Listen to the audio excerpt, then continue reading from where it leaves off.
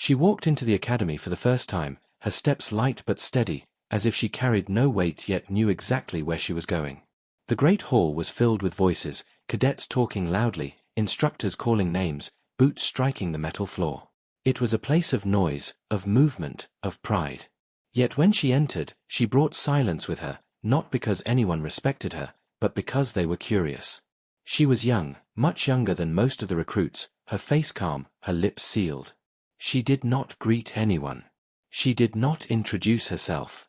She stood still, watching. And then, as quickly as she had appeared, the noise of the academy returned, swallowing her presence as if she did not matter.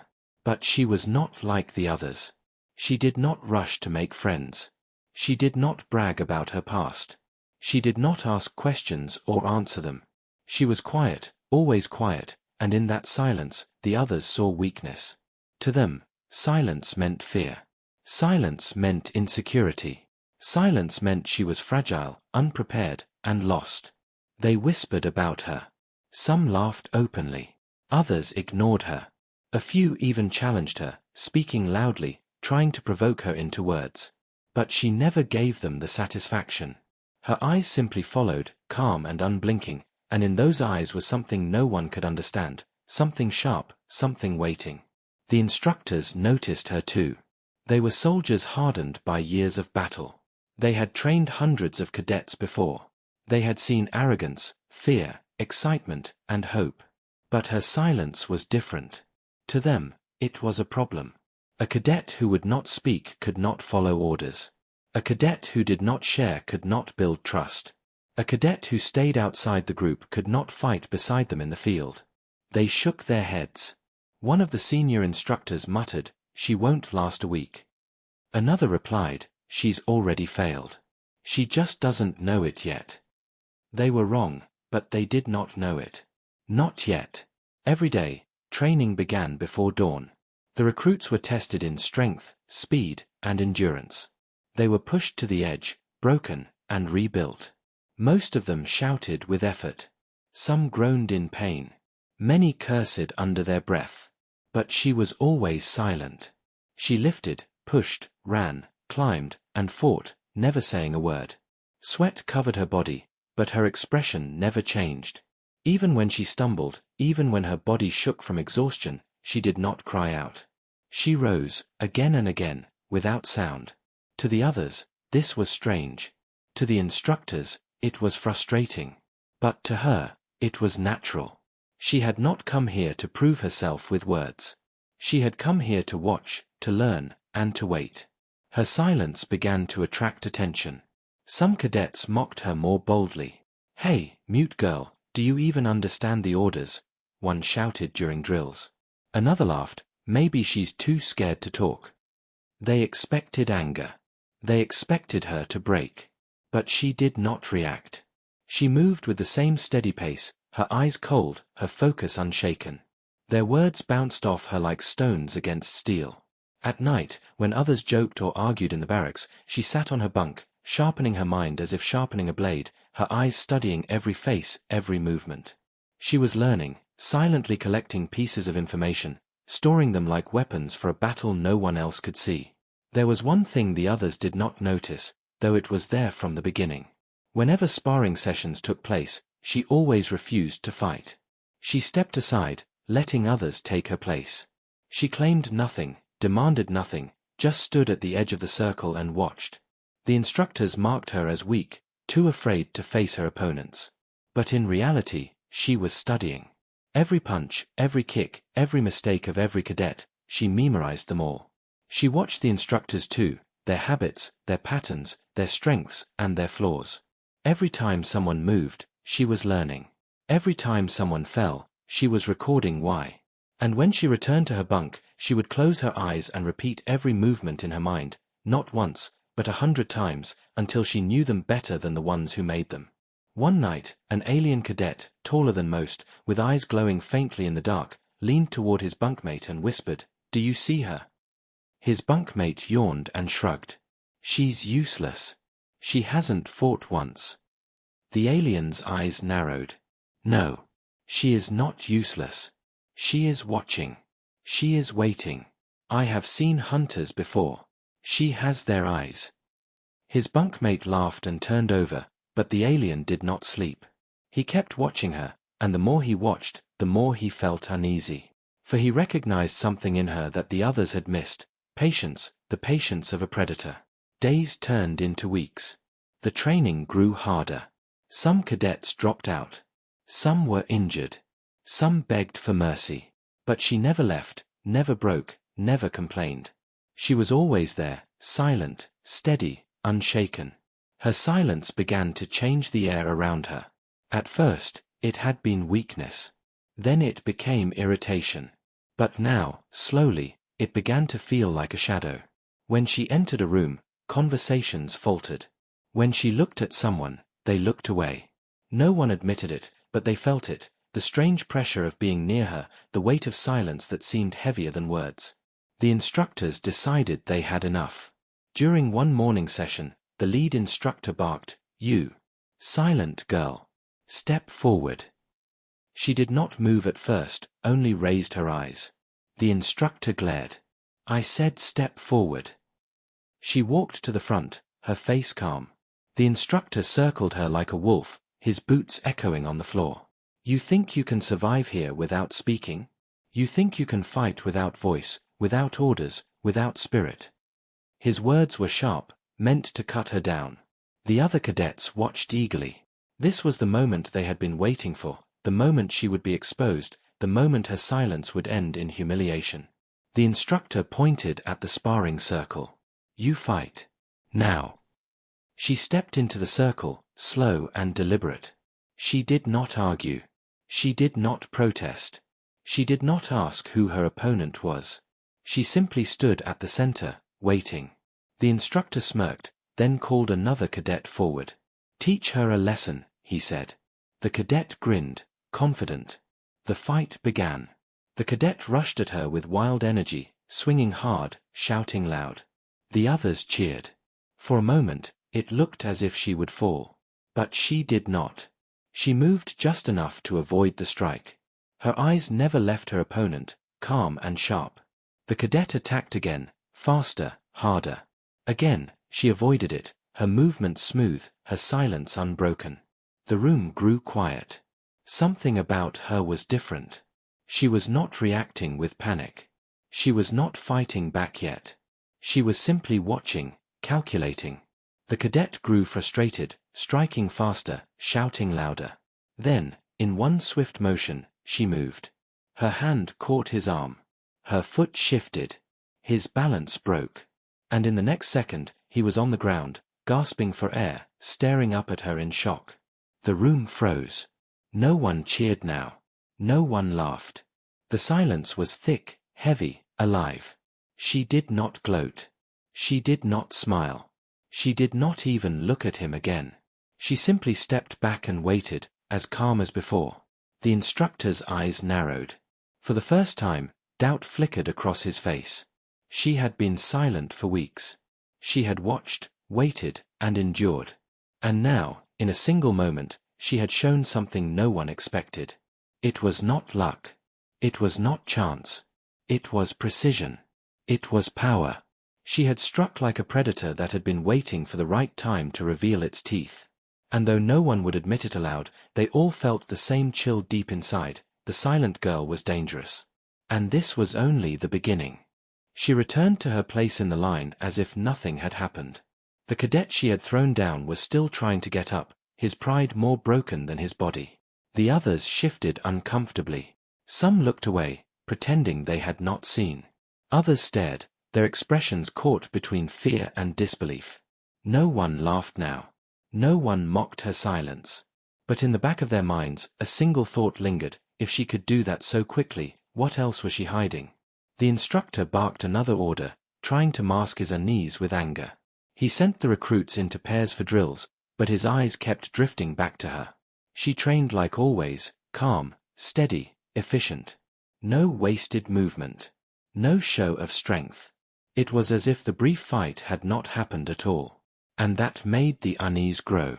By nightfall, whispers filled the barracks. "Did you see her? She didn't even try, and he was on the ground." She was waiting for that.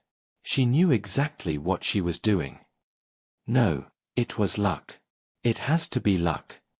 But their voices lacked conviction. Every one of them had seen the precision in her movements. It was not luck. It was not chance. It was something else. Something colder. The cadet she had defeated sat alone, head bowed, his fists clenched. He could not understand what had happened. He had been stronger, faster, louder. And yet he had fallen like a child. His humiliation burned. He muttered to himself, swearing he would face her again, swearing he would not lose. But deep inside, a part of him was afraid, and he hated himself for it. Days passed, and training continued. The instructors pushed them harder. They increased the weight of their armor, doubled the distance of their runs, and added more hours of combat practice. Many struggled. Some collapsed. But she remained the same, silent, unbroken, patient. She did not draw attention to herself. She did not ask for help. She simply endured. The others began to watch her more closely. When she ran, they measured their own pace against hers. When she fought, they remembered every movement. They did not speak of it openly, but they had begun to follow her without realizing it. The instructors saw it too. They did not like it. Recruits were supposed to bond as a unit, to rely on one another, not to orbit around someone who refused to speak. They decided to test her again, this time in front of everyone, to prove she was not as strong as she appeared. One morning, the lead instructor called her name sharply and ordered her into the sparring circle once more. This time, instead of one cadet, he chose two. They were taller, stronger, and more experienced than she was. The instructor's voice was hard. Let's see how silence handles numbers. The circle tightened. The two cadets grinned, confident. The fight began. They rushed her at once, hoping to overwhelm her. She stepped aside, fluid and precise, letting their own momentum work against them. One struck at her head. She ducked. The other swung low. She pivoted, his strike missing by inches. Within seconds, they were stumbling into each other, frustrated by her calm. She waited, watching, her eyes sharp. Then, when the opening appeared, she struck. Her hand caught one by the wrist, twisting sharply, sending him to the ground. The other lunged, but she turned, using his own weight to flip him over her shoulder. Both hit the floor hard, groaning. The silence that followed was heavier than the first time. Even the instructor did not speak. He only stared, his jaw tight, his pride wounded. She stepped back, her breathing steady, her face unchanged. She did not gloat. She did not celebrate. She simply returned to her place in the line, as though nothing had happened. That night, the barracks were quiet. No one mocked her anymore. No one dared to. The cadets whispered to one another in hushed tones, careful not to let her hear. They called her Predator Girl now, though none of them said it to her face. The alien cadet who had watched her from the beginning whispered to another, "I told you. She is hunting." His companion shivered. But hunting what? The alien did not answer. He only kept watching her, as uneasy as ever. The instructors met in private, their voices low and sharp. They argued about what to do with her.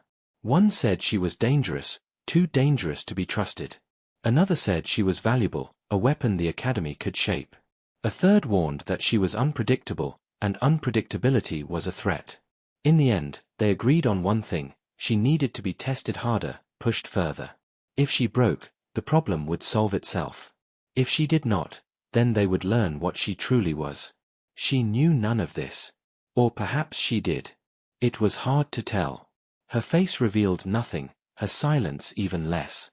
But in the quiet of her bunk, when the others had fallen asleep, her eyes remained open, glowing faintly in the moonlight that filtered through the high windows. She was not resting. She was waiting. And though no one around her could see it, the wait was nearly over. The academy was restless. The memory of her effortless victories spread through the recruits like a shadow creeping across the floor. They no longer mocked her. They no longer doubted her. But fear had replaced their laughter. Whenever she entered the hall, voices dimmed. Whenever she walked past, eyes followed, curious and wary. Her silence no longer seemed like weakness. It felt like a warning. Training grew harsher. The instructors increased the intensity, determined to break her or expose her limits. They ordered long marches across the rocky grounds outside the academy, where wind howled and dust bit at the skin. Cadets stumbled, fell, and cursed. Some begged for water. She walked steadily, step after step, her silence unbroken. She did not slow. She did not stumble. Her endurance frightened even the strongest among them. During weapons drills, she was the same. Others shouted in frustration when they missed a mark. Some cheered when they hit. She never reacted. She raised the training rifle, fired, and struck her target cleanly. Again. And again. And again. The instructors noticed. They tried to make it harder, moving targets, longer distance, lower light. It did not matter. She adjusted without hesitation, her aim sharp, her movement smooth. It was as if she had known the rifle her whole life. Yet she never smiled at her own success. She never celebrated. She only lowered the weapon and waited for the next order. Her fellow cadets began to whisper new things now. Not insults, not jokes. Questions. Where did she come from? How does she know all this already? Why is she here, training with us, if she's already better than most instructors? No one had answers. She never spoke, never explained. The mystery of her silence grew deeper, and with it, their unease. One evening, while the recruits rested after a brutal day, 2 cadets cornered her in the mess hall. They had been drinking water, their faces flushed with anger. "You think you're better than us," one of them spat. "Always watching, always silent. You think you're above us." She turned her eyes on him, steady and calm. That gaze froze him in place for a moment, but pride pushed him forward. He shoved her shoulder. The room went quiet. Every cadet's eyes shifted toward them. The second cadet laughed nervously and shoved her too. "Say something. Just one word. Or are you too scared?" She did not move. She did not speak. She simply stood, staring at them both, her body relaxed but ready. For a heartbeat, they thought she might attack. Their laughter died in their throats. Then she turned away, leaving them standing in silence, their pride shattered without a fight. The rest of the cadets said nothing, but they understood. She didn't need to strike to win. Even silence was her weapon. The alien cadet who had been watching her from the beginning leaned close to his bunkmate later that night. "Do you see now?" he whispered. His voice was low, almost fearful. "She is not like us. She is waiting for something. Waiting for the right moment." His bunkmate shivered. But what moment? What could she be waiting for? The alien did not answer. He only glanced toward her bunk, where she lay motionless, her eyes open in the dark. The instructors decided it was time to push further. One morning, they called her and 3 others into the arena. The entire academy gathered to watch. The instructor's voice was sharp. "Today, you will fight as a team. 4 against 4. Show us if you can follow orders, silent girl." His words were heavy with challenge. He wanted her to fail, wanted her silence to finally betray her. The fight began. Her team moved clumsily at first, unsure of her role, unsure if she would even help. The opposing team attacked hard, shouting, swinging their training blades. 2 of her teammates fell quickly, overwhelmed. The third tried to defend himself, panicked and desperate. And then she moved. Her silence had been mistaken for hesitation. It was not. It was calculation. Every strike, every step, every breath of her enemies, she had memorized them. She struck suddenly, her blade flashing, her movements fluid and precise. One opponent fell, then another. Gasps filled the arena. Her final strike dropped the last one, leaving her standing alone in the circle, her breathing calm, her face unchanged. Her surviving teammates stared at her in shock, alive only because she had chosen to protect him. The instructor's face was stone. He had wanted her to fail, but instead she had shown strength beyond expectation. Worse, she had shown leadership without speaking a single word. The cadets in the crowd were silent too. No laughter. No jeers. Only the heavy realization that they had just witnessed something extraordinary.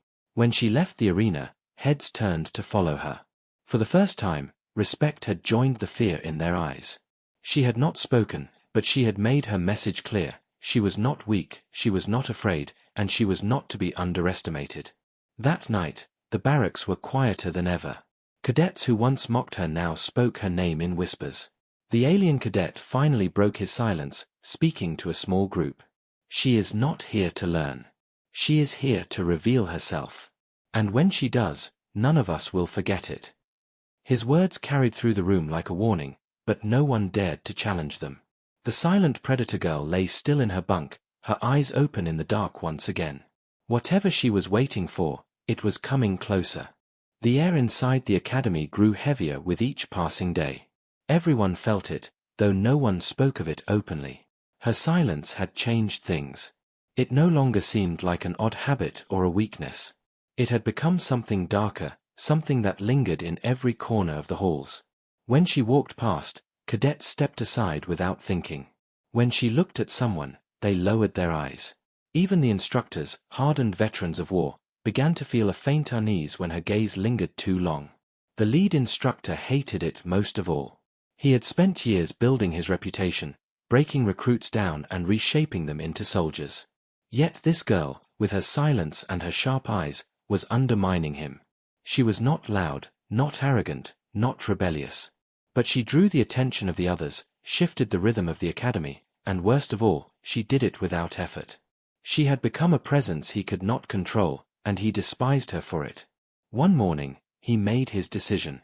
While the recruits lined up in the courtyard, he barked her name. His voice echoed across the ground, sharp and commanding. "Step forward." She did, calm as always. He pointed to the center of the training circle. "Today, you will fight me." The cadets gasped. No instructor ever fought a recruit. It was unheard of.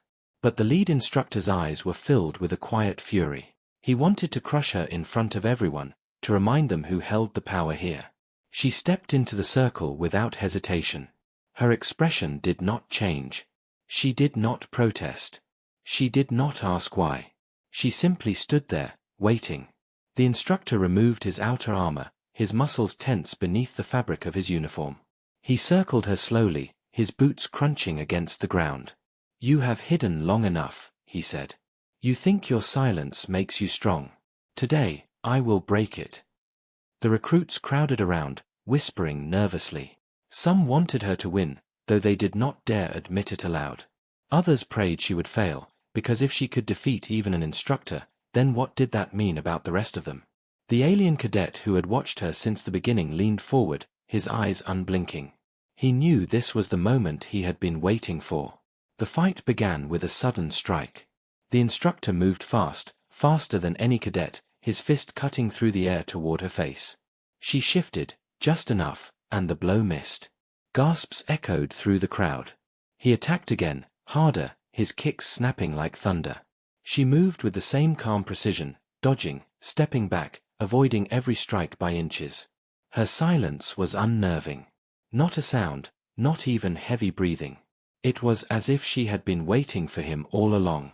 The instructor grew angrier, his attacks sharper, faster. He struck with all his strength, determined to end her calm.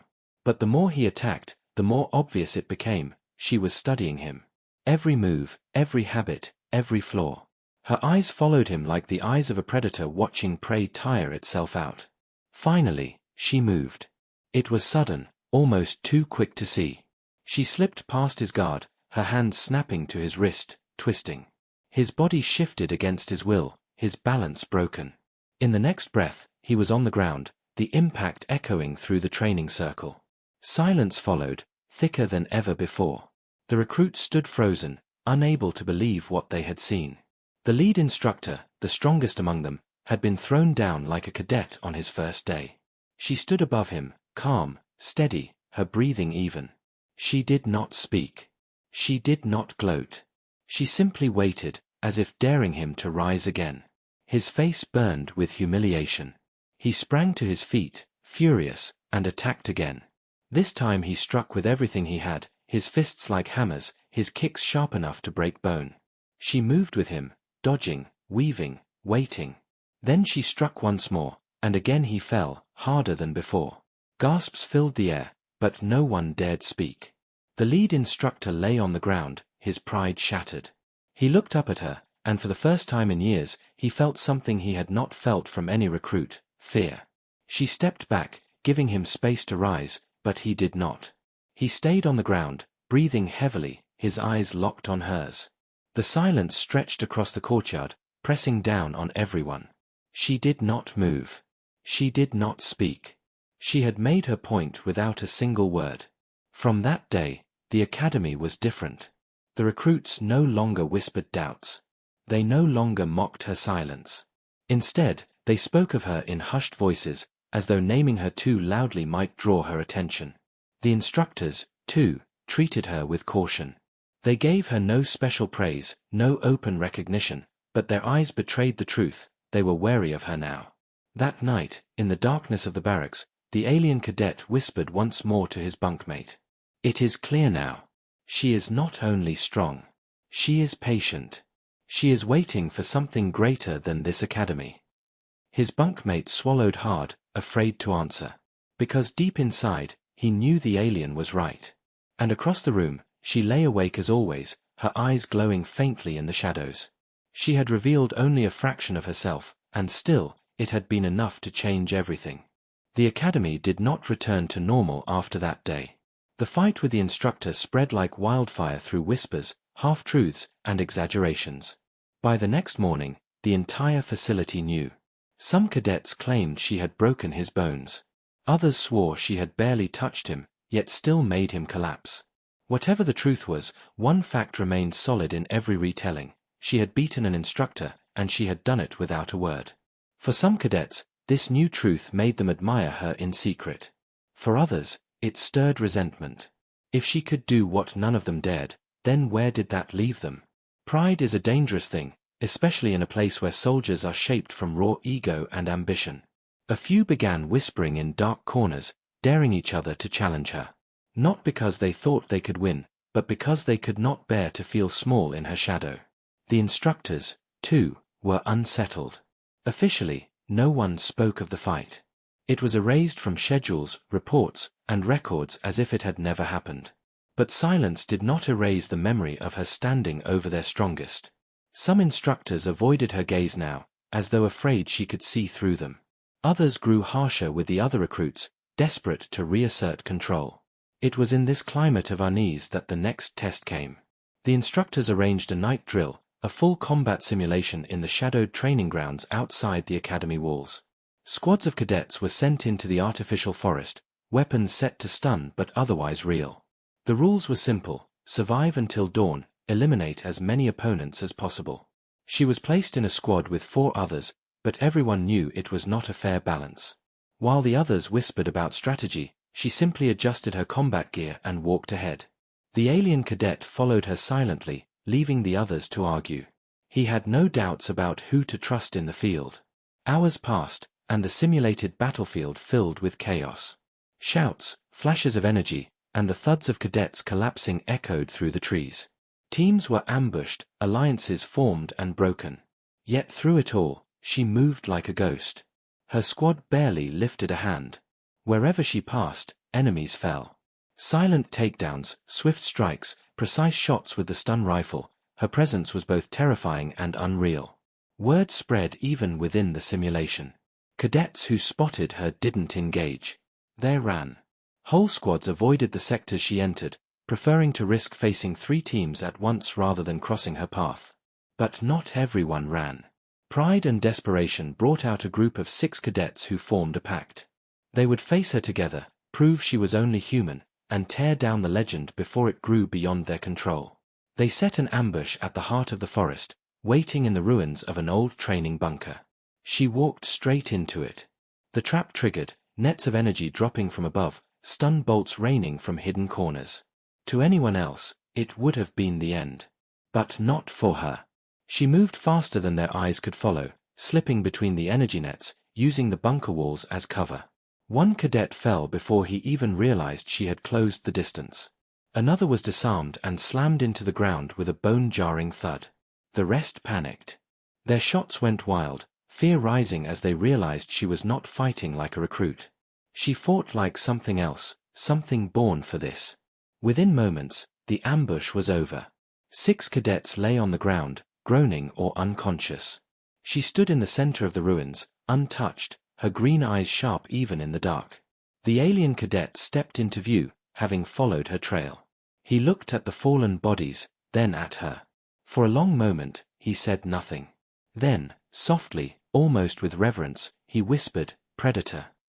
When dawn came, the simulation ended. Squads returned, battered and exhausted, dragging the injured. But she walked out calm, her uniform spotless, as though the night had been nothing more than a walk. The instructors exchanged uneasy glances but said nothing. They knew she had dominated the battlefield, but they also knew what it meant. Their control over the narrative was slipping. The cadets stared as she passed, some with awe, others with resentment, but all with fear. And through it all, she remained silent, her expression calm, her eyes giving away nothing. She had not spoken a word, yet her actions had told a story no one could ignore. She was not just another recruit. She was the hunter among them. The days after the night drill were different. The academy buzzed with tension that no instructor could silence. Whispers followed her everywhere, whispers of the ambush, the 6 who fell, the squads who refused to fight when she was near.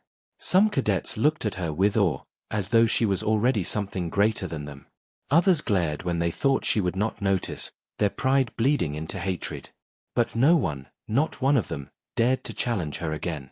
The instructors tried to regain control, but even they could not hide what had happened. Reports were sent up the chain, disguised in careful words: anomalous performance, unusual tactical dominance, subject demonstrates atypical instincts. They thought they were burying the truth. Instead, they sent a signal far beyond the academy walls. One evening, as the cadets settled in the mess hall, a new presence arrived. The doors hissed open, and a group of figures entered, officers, their uniforms dark and marked with the insignia of higher command. They were not instructors. They were observers, the kind who rarely came unless something important demanded it. Their eyes swept across the room, sharp, evaluating. And then, as if drawn by gravity, they fixed on her. The hall grew silent. Forks and spoons froze mid-air. No one spoke. She sat alone at her table, as she always did, her posture calm, her eyes lowered to her untouched food. But she knew they were watching. She could feel the weight of their gaze like the pressure of a storm before it breaks. The lead observer murmured something to his aide, who quickly tapped notes onto a glowing datapad. Then, without another word, they left. The silence remained long after the doors closed. That night, the instructors called her out for a private session. The other cadets watched as she walked down the long corridor, her figure disappearing into the shadows of the restricted wing. No one dared ask where she was going. No one dared follow. Inside, the air was colder. Metal walls hummed with hidden machinery. Waiting for her was not just the instructors but the observers as well. Their eyes studied her like she was not a person, but a weapon being tested. The lead observer finally spoke. "You are different," he said flatly. "Too different." She said nothing. Her silence was steady, unbroken. He gestured toward the center of the chamber, where a circle of combat drones powered up, their glowing eyes flickering to life. Unlike the cadets, unlike the instructors, these machines were not meant to teach. They were designed to kill. "Show us," the officer said. The drones attacked at once, moving faster than human reflexes should have allowed. Energy bolts lit the chamber, mechanical arms struck with lethal precision. To the observers, it was a test to measure limits. To her, it was simply another hunt. She moved through them with a speed that left even the officers leaning forward in shock. She ducked under beams of light, twisted around steel arms, dismantled machines with bare hands and borrowed weapons. Sparks filled the chamber, smoke rising from shattered circuits. Within minutes, the drones lay in broken heaps around her, their glowing eyes fading into darkness. She stood in the silence, breathing steady, her expression unchanged. The observers whispered among themselves. The lead officer's gaze hardened. "She is not ready for the academy," he said at last. "She is ready for something else." The instructors shifted uneasily but said nothing. They knew orders when they heard them. When she returned to the barracks hours later, her uniform was scorched at the edges, her eyes still glowing faintly with the aftermath of combat. The cadets watched her in silence. None dared to ask what had happened, but they all knew the truth. She was no longer just a recruit in their ranks. She had caught the attention of powers far above them. And somewhere deep inside the academy, behind locked doors and encrypted files, her name was entered into a list of those who would never live as ordinary soldiers. A list of predators the galaxy would one day fear. Weeks passed, but she was no longer part of the academy in the same way. The others still saw her at meals, still glimpsed her walking the halls, but she was called away more often now. Nights when the barracks were full, her bunk lay empty. Days when drills began, she was already gone, summoned to the restricted wing where the observers waited. The cadets whispered about her absence. Some claimed she was being punished. Others insisted she was being trained for something far beyond the rest of them. Both were true, in a way. Her training changed. No longer was she drilled in the same routines as the others. She was placed in combat simulations designed to break soldiers, zero-gravity battlefields, hostile alien terrains, even urban war zones recreated with brutal detail. The enemies were not just drones now but advanced constructs that thought, planned, and adapted. Each one was stronger, faster, deadlier than a normal cadet could hope to face. She destroyed them all. The observers took notes in silence, never offering praise, never showing approval. But their eyes betrayed something darker, anticipation. They were no longer asking whether she was different. They were asking how far her difference could go. One night, she was summoned again, but this time, not to the training halls. Instead, she was escorted through a long underground corridor until the walls changed from steel to black alloy. At the end waited a chamber unlike any she had seen. The air was colder here, sharp and sterile. A single figure stood in the center, waiting. He was not an instructor. He was not an observer. He was something else entirely, his uniform darker, his insignia hidden, his presence heavy. His voice was low, measured, and precise. "You are wasted on the academy," he said. "The others trained to survive. You trained to dominate." Still, she did not speak. Her silence was answer enough. The man nodded slightly, as if he understood. He gestured toward a console, and the walls shimmered with light. A battlefield appeared around her, real, not simulated. The smell of burning metal, the cries of soldiers, the chaos of war. It was not a drill. It was memory, captured and replayed. "This," he said, "is where you belong." The scene shifted, showing squads of soldiers falling under alien fire, defenses crumbling, commanders shouting in vain. Then the image froze. The man turned to her. "We are building something new. An order beyond soldiers. Beyond officers. Predators who hunt the enemies others cannot face. You are one of them. But first, you must prove it." The simulation roared back to life, and this time, she was inside it. The battlefield swallowed her, alien creatures charging, weapons blazing. But unlike the cadets who had once mocked her, unlike the instructors who had tried to break her, she did not falter. She moved through the chaos with deadly precision, cutting through enemy lines, dismantling their advance as though it had been designed for her. The man watched from the shadows, his expression unreadable. "Yes," he whispered. "She is exactly what we need." When it was over, when the battlefield faded and silence returned, she stood at the center of the chamber, her uniform scorched, her hair damp with sweat, but her eyes sharp, unshaken. She had proven herself again. The man stepped forward, his voice quiet but heavy with meaning. "From this moment, you are no longer a cadet. You are property of the program." He did not need to explain what that meant. She already knew. That night, when she returned to the barracks, the alien cadet was waiting awake. He said nothing at first, only studying her with those sharp, unblinking eyes. Finally, in a low whisper, he spoke, "You do not belong here anymore. You are already hunting bigger prey." She gave no answer. She simply lay down, eyes open in the darkness. Her silence was heavier now, heavier than before. Because deep inside, she knew the truth. The academy had been a cage. Now, the cage was opening. And beyond it, the galaxy was waiting. The summons came without warning. One moment she was in the barracks, surrounded by cadets who no longer dared to speak her name, and the next, a silent escort of officers arrived. No explanation, no orders read aloud, just a gesture, and she followed. Everyone watched her leave, and though none dared to speak, every eye carried the same question: would she ever return? They took her past the familiar corridors of the academy, deeper than even the restricted wings. Elevators hummed, carrying her below the earth, into levels the cadets had never imagined existed. At the bottom was a chamber of black alloy walls, cold and endless. In the center stood the man who had claimed her for the program. His expression was as unreadable as ever. "This is not training," he said. "This is your first assignment." Behind him, a holographic projection flickered to life. A star system appeared, its planets glowing faintly. One world zoomed into focus: dark skies, jagged terrain, industrial ruins. "A mining colony on the edge of neutral space," the man continued. "It was attacked 3 nights ago. No distress signal made it past the jammers, but fragments reached us. The attackers were not raiders. They were something else. Fast. Efficient. Unstoppable." He paused, letting the word sink in. "They left no survivors." Around the projection, images of broken machinery and scorched buildings appeared, twisted in ways no normal weapons could have caused. The cadets at the academy would never have seen this. It was not meant for them. This was information for predators only. Her eyes narrowed slightly, but her silence never broke. The man studied her, then nodded. "You will go alone. No squad.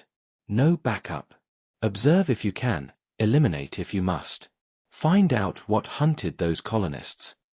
Moments later, she was on the dropship, its engines roaring as it cut through the void. She sat alone in the dark interior, the glow of instruments reflecting in her green eyes. No fear touched her face. No hesitation lingered in her posture. She was calm, waiting, as she always had. The colony appeared below, a world of shadows and ruin. The dropship landed silently, its ramp lowering into dust and silence. She stepped off, her boots pressing into soil still scarred from battle. The wind carried the scent of ash. The buildings loomed broken, their walls carved with claw marks that no human weapon could make. She moved carefully, her eyes sharp, her body silent. She found shattered barricades, broken helmets, bloodstains that trailed into the dark. But no bodies. Not one. And then she heard it. A sound, faint at first, then clearer, the scrape of claws against metal, the low growl of something that did not belong to this world. She turned her head slowly, every sense sharpened. From the ruins, they emerged. Tall, twisted figures, armored in organic plating, eyes glowing with alien light. They moved with the same grace she carried, their steps silent, their bodies built for the hunt. Predators. They circled her, cautious but curious, as though recognizing something familiar. For a long moment, no one moved. And then, in one explosive breath, they attacked. The ruins shook with the violence of the fight. Energy bursts lit the dark, claws tore through stone, steel groaned under the weight of battle. But in the center of it all, she moved like lightning, precise, ruthless, silent. One fell, its body crashing into the dust. Another staggered, a precise strike disabling its limbs. But more kept coming, their numbers endless, their hunger unrelenting. And through it all, she remained calm. Her eyes burned with the same sharpness as theirs.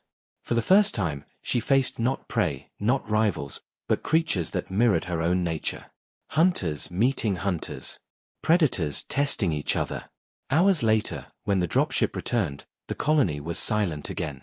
The ruins still stood, but the predators were gone, scattered, broken, driven back into the shadows.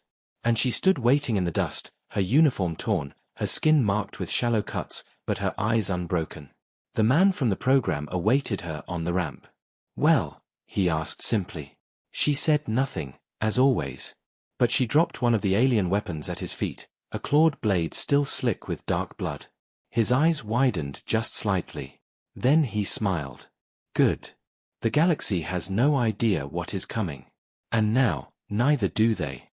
She stepped aboard the dropship without a word, her silence louder than any victory cry. The program had tested her. The academy had caged her.